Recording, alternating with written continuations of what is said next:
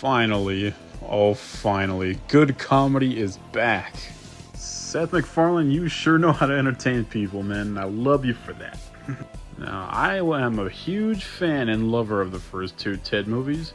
I love number one, and I thought number two was even funnier. And I accepted years ago we would never ever see a Ted 3 or any other series or movie featuring Ted. And man, I'm glad I was wrong, because we got a brand new series on Peacock. And I'm so glad Seth MacFarlane came back to this, because the Ted movies are just super freaking funny, man. Like, come on, show this movie to anybody and they'll laugh. They'll laugh at either the movie references, the fact there's a talking teddy bear saying fuck, or because of the John Bennett and Ted Ben's friendship relationship, or just the jokes and the Family Guy humor, because the Family Guy humor is still here and it's good again. Meaning good again is it's coming from a person who understands comedy and also understands this world we live in right now in this current state.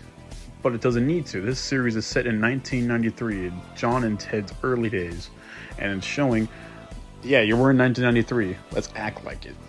And they pulled it off quite well, and yeah, I like all the sets too. The sets even feel 1993, and it works out really good. And especially if you've been on the Universal Studios tour, you'll recognize all those sets, because they take you to those sets where this thing was shot on the studio tour. Sure, you'll even see Ted on there. That's like, I was like watching this thing and I'm looking all over. I'm like, oh, I think I've been here before, because yeah, we went on this Universal Studios tram ride. I thought that was pretty cool. I was like, oh, I recognize this place. I've been here before. I thought that was cool. Now, Max Burkholder is the new John Bennett. He's young John Bennett before Mark Wahlberg was John Bennett. And I feel like he did a fine job. I don't know much of this dude. I'm pretty sure his career is up and coming, but he did a good job as John Bennett. It's like, I felt the same humor watching him when I was watching Mark Wahlberg. I was like, wow, this guy's the perfect guy to play a younger Mark Wahlberg. And from the accent alone, he nails it. So good job. Like, we all know this too. Also, Seth MacFarlane is Ted. Like, come on, we all know he was going to be awesome because he's Seth MacFarlane. He's Ted. Ted's always been hilarious. He's the voice of Peter Griffin, Quagmire, Stewie Griffin, and Brian Griffin. Those guys are always top-notch comedy. Especially if you love Family Guy or American Dad or whatever else show. And yeah, he does a fantastic job in this show too as Ted. He's the identical voice of Peter Griffin, and he makes it his own character. Like, Ted's cool dude, but Ted's also confused dude, so that's another crazy thing. The important thing is the Thunder Buddies are back, and they're great together. Like, they're just great together. Back when, even in the movies, they're great together, and in this show, they're great together, and I was so grateful. I was like, oh my god, this kid, hope he doesn't do a flat performance, it doesn't fall on his face, and hopefully the back and forth has good chemistry like Mark Wahlberg and Seth MacFarlane did. Yeah, these guys, their chemistry is also pretty good, I thought. And I was like, wow, that's great. Because the last thing this show needed is a kid who doesn't know what he's doing, and that makes the relationship between John and Ted unbearable to look at. Like, we don't want that. We didn't need that, and good thing that didn't happen here. I'm glad for that. There's some bits in this show, man. This show's gonna have you laughing, really, really big belly laughs at some parts. Like, I had them, especially the Halloween episode where John and Ted throw eggs down at the crappy costumes on Halloween. Man, their banter together, the jokes they pull, the eggs they throw, man, it makes a lot of mess, and it's just hilarious. Like, give it a watch. It's just, you don't know what I'm talking about when you watch it. It's just, I don't know, I was dying.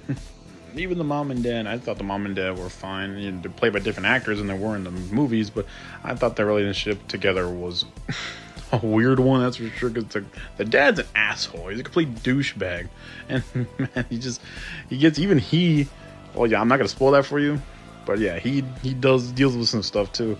And the mom, man, you feel bad for the mom in some parts, because she just gives and gets nothing back. And everyone, even especially the cousin Blair, she looks after her mom, wants to make sure she's doing good, and then makes sure that she gets what she wants in life too, not just the men in the house. Especially her husband, because man, her husband would just talk, and I have no idea what the hell he's talking about, and just say the most douchiest, freaking stupidest shit ever. And then she has to put on a fake smile and just try to be happy throughout the whole thing, even though she's married to a douchebag. This show is basically John and Ted during high school and trying to have a nice family life at home while shenanigans ensue. You know exactly what you're in for when you press play on this thing. Like, trust me. In the end, guys, the Ted series is fantastic. It's hilarious, man. It just has everything, all the comedy you know from Family Guy and from the Ted movies, and implements them now here in 2024 for us to enjoy, the viewers. We win, they win, we all win. So hopefully a season 2 happens, or hopefully this show does something like what young Sheldon does for the Big Bang Theory. It has another set of events that happen, yeah, but it also has this thing right here, this its own thing set in this time period. It could do its own thing. It doesn't have to deal with what the movies did or what the other show did. It could be its own thing. I think if they can keep doing it like that, and they'll be in good hands, the show can keep going. If this show doesn't start going that well, then hopefully it does, because I would like it to see a Ted 3. That would be great. But if all we have is this show, just keep doing its own thing, its own stride, and I think we'll be in good hands, and we'll be getting good comedy. Good comedy from Seth MacFarlane.